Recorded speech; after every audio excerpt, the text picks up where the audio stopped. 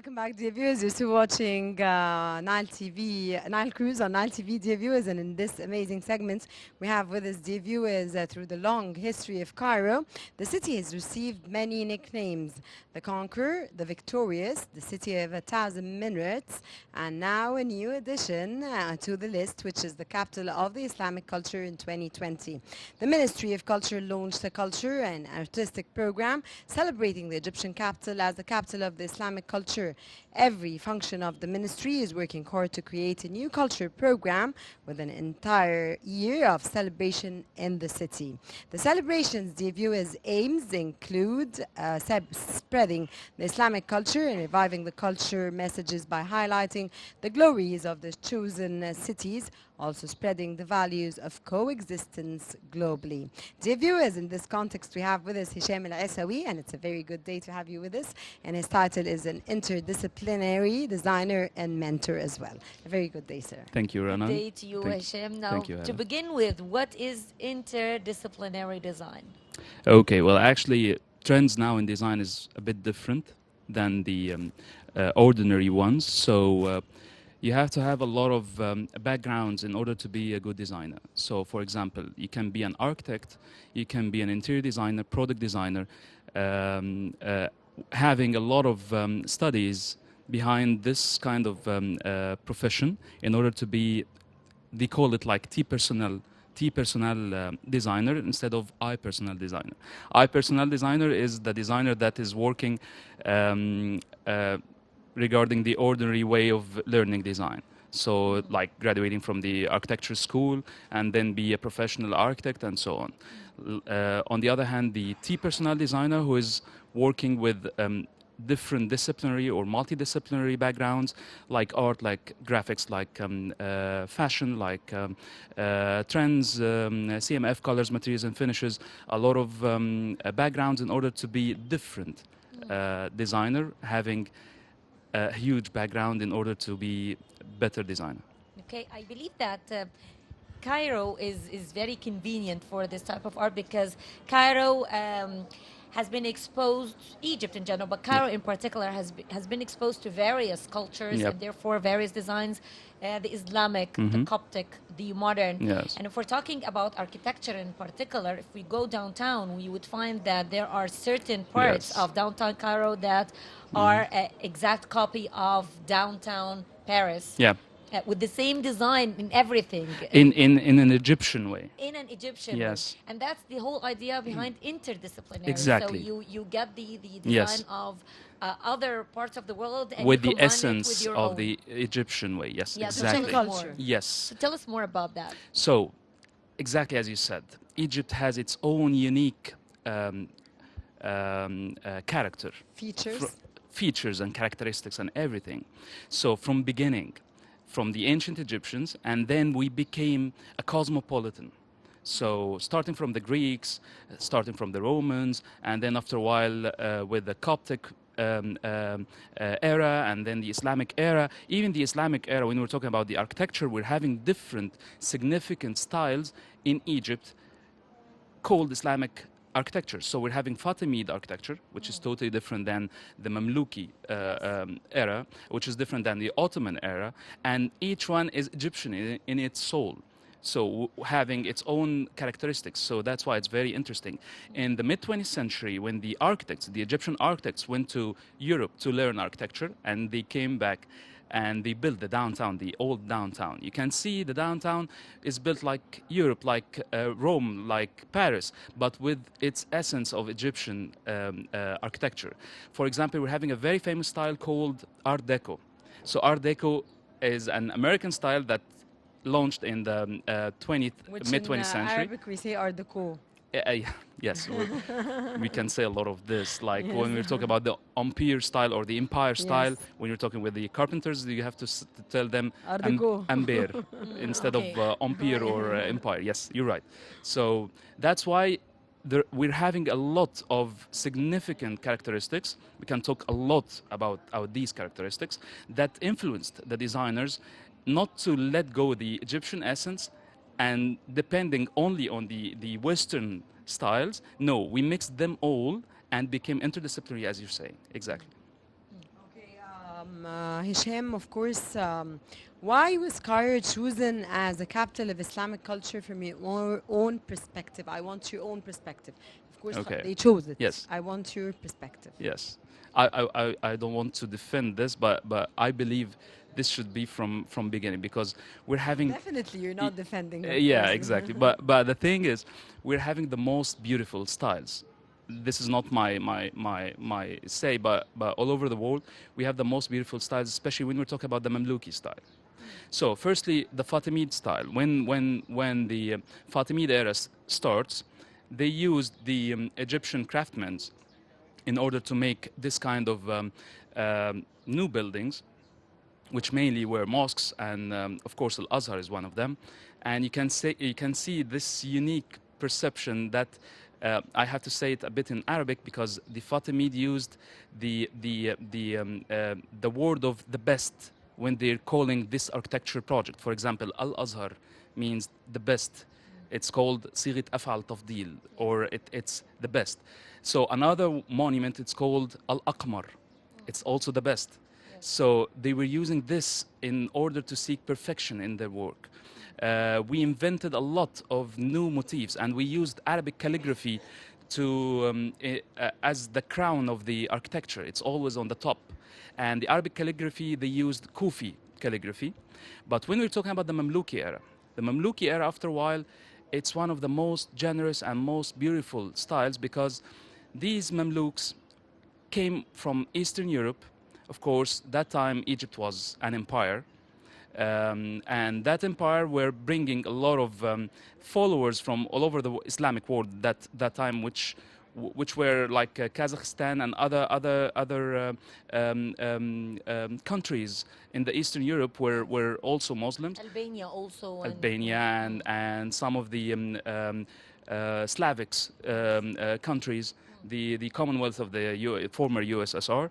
So they brought them, and these young guys who became later on leaders, these young guys were having this fresh look or this fresh eye of the Eastern Europe.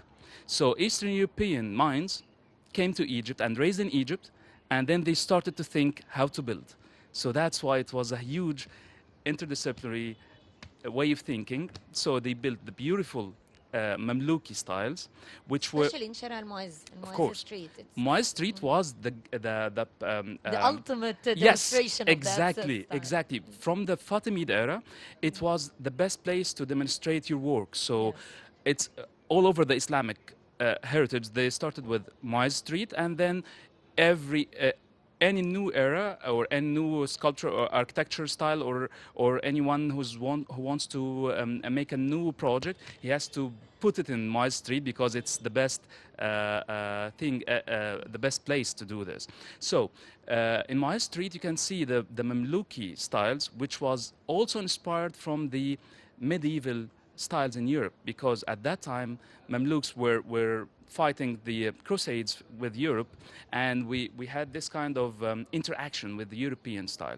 So you can see in Qalawun complex in my street, for example, you can see these famous Gothic windows inside Islamic architecture. So that was a bit weird, but it's not weird because everyone... Interdisciplinary It's again. interdisciplinary again, and also it was a cosmopolitan way of thinking.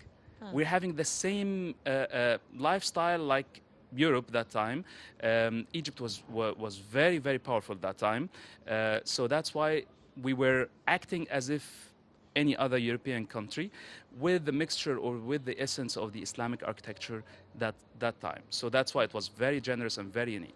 Okay, I believe that Cairo has a huge mix of styles and Yes. cultures, and it has been affected by so many other 100%. backgrounds. But as you 100%. mentioned, keeping its own essence, and that's Yes. why it is very unique. Yes. And we're talking about arts in general, and specifically parts or artistic parts that were introduced to architecture. Yep. Such as arabesque, for example, or mashrabiyya, Yeah. and how they use this in their buildings, and it's becoming Sure. again, it's coming back again Okay. as as a hit, you know, Yes, you're right. in so many areas. Also, the old styles of the European styles, again, Yeah. they were very much famous in all districts of Cairo, such as Abbasiyya, Ramses Yes. area, all these buildings, downtown again, and then they disappeared in the 70s and Yeah. 80s, and they came back again Yes. in so many areas, new Yes. areas. How do you see that? Let's start with Mashrabiyya, of course, Okay. because I like this part because Mashrabiyya, we're calling Mashrabiyya, we're thinking about Mashrabiyya as a part of the Islamic art or Islamic handcrafts. It had a function back then. Of course, but actually the surprise is Mashrabiyya is since the ancient Egyptians. The same Mashrabiyya, the same function. It's for Egyptians to protect them from the heat, of course, and you know the whole story. But it's starts with the ancient Egyptians, and then it was developed. Actually, it's called technically it's not Arabesque, it's not Mashrabiyya. It's turned wood. So we use turner in order to make these small pieces of wood and collect them together and make this kind of shade. So the ancient Egyptians started this, and we're having in the old Egyptian museum, we have some samples of the old Mashrabiyya. It's there. And then in the Coptic era, it was developed with the current style of Mashrabiyya that we know now. So if you're going to see the Coptic museum, it's very, very interesting place, and the facade is made also, and this is really ironic, is inspired from the Al-Aqmar Mosque. Imagine the Coptic Museum is inspired from Al-Aqmar Mosque. So that gives you a glimpse about how things are mixed together. So when you're In a very seeing, unique way. yeah, in a very unique way. So when you're seeing the Mashrabiyya in Coptic Museum, it's the same Mashrabiyya that we're using, and you can see when they putting these small pieces of wood, when the light goes on it, it will draw the shade of a Coptic cross. So when the Arabs came to Egypt, they used the same function exactly as is, but they added a small bits and pieces into the Mashrabiyya in order not to make it making the Coptic cross shade, but to make some kind of other calligraphy or other unique artworks inside Mashrabiyya, but they use it exactly as the same way. And Mashrabiyya, the right name is not Mashrabiyya, it's called Mashrafiyya. It's like a balcony. And the Mashrabiyya is a small piece that we put the old olla or the jar that we drink water from it. So that's why it's now we're calling it, of course, Mashrabiyya, but it has this significant story. So it gives you all the background of how it's totally Egyptian all over the eras. How did the architectural themes from different civilizations combine in the same monuments in Egypt? Okay, that's really interesting question. So, okay, during all of these eras, Egypt developed its own characteristic, or actually own character in architecture. So with each new era, we're gaining more experience. Sometimes we let go some old. Egypt is always up to date. So when you were talking about architecture in Egypt in the 70s, there was a huge revolution in architecture and design in the beginning of 20th century all over the world. It was headed by Bauhaus school because at that time people started to think why we're so interested about the details without having the function. So because basically before that, design was serving the aristocratic people and the wealthy people, and we're not thinking about the other people. So after the beginning of the new 20th century, and after the end of the First World War and the Second World War, we started to think more about people, normal people, and the concept of designocracy, which is the democracy of design, started to appear everywhere. So that's why we started to focus on architecture style that has a purpose and designs that have a purpose instead of having just ornaments and details and some kind of decorations. So all of these eras, it was developing into a new method, which is form follows function, or to serve people more, not to make useless details or useless decorations in the design itself. Okay. But again, throughout Egypt, we would find different styles not only for the rich people, but for the poor Yes. people. If we go to the Nubian part, Yep. for example, in Upper Egypt and Aswan, you would find colorful houses, beautifully built, and Yes. that inspired Hassan Fathy in his Exactly. famous architectural style. And then if you go up north, you would find Alexandria, how it was affected by the Roman and Greek Yes. styles. And Cairo has everything, you Yes. know, in Yes. between. Cairo is the city, it's the capital, so it has to adapt to a more modern Mm-hmm. style Yeah. of Right. architecture. I believe that this had its good or and bad impacts as well Yes. on styles and on the general tastes Yes. in arts. How do you see that? It depends on the perception that you're seeing it. Exactly like what we're having now in music and arts, as you can see. If you're a bit conservative, you will see this like it's not a proper thing to sing those new songs or to see these new trends exactly in the architecture. It's the same thing. So if you're having a conservative perspective, you will see this modern trends as it's something that is artificial or totally inappropriate. You cannot do this. But if you're thinking like the new millennials, the new generations, you will see that this actually is representing your generation or your soul. So it depends. But I believe that, and this is what we're seeing in history of Egypt exactly, that Egypt is always renovated and always renewing its own styles and own soul automatically. So let's just accept that there are different or differences. Like Egypt is always accepting this. So we were always cosmopolitan background. We're always thinking like we're giving a chance for everyone to express himself. So why we don't do this? This is generosity instead of banning things. It's not. I think from my perspective, is not the right way. And if you're expressing or making everyone expressing themselves in through design or architecture, then let the strong survive. Let the better survive. So this is my perception. Okay. Okay, what are the historic areas that left most monuments in Cairo? Okay, well, in Cairo, we're having, of course, the ancient Egyptian monuments, but also the Islamic monuments in Cairo are very famous because and huge. Especially, it's all collected in very tiny, small area. So you can find, for example, in Sharmais, which is the area of 6 kilometers. It's just 6 kilometers.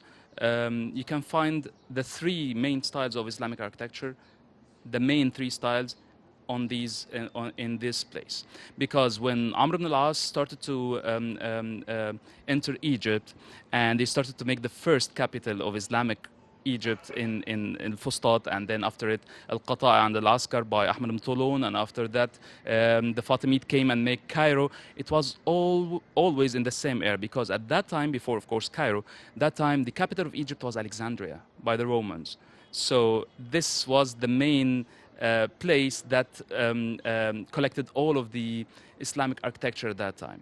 After a while, of course, it went spread it all over Egypt and Upper Egypt and Alexandria. But Islamic architecture is really condensed in the area of the Mu'izz Street. I think it's very beautiful to see all of this combination of different styles there.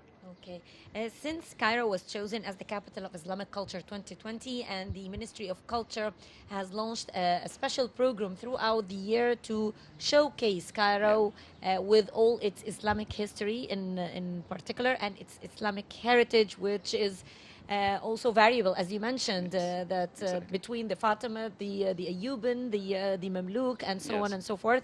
So, in your opinion, how can we show the world Cairo as the Islamic culture, but still making people want to see more about Cairo? Yeah. We want people to come to Cairo not just to see the pyramids or go to the museum, but Yes. see its very important aspect, its Yeah. Islamic aspect as well. Actually, this is really interesting because we do something like this. It's informal, of course, but we do for architecture students and some of my students who are interested in design or architecture style.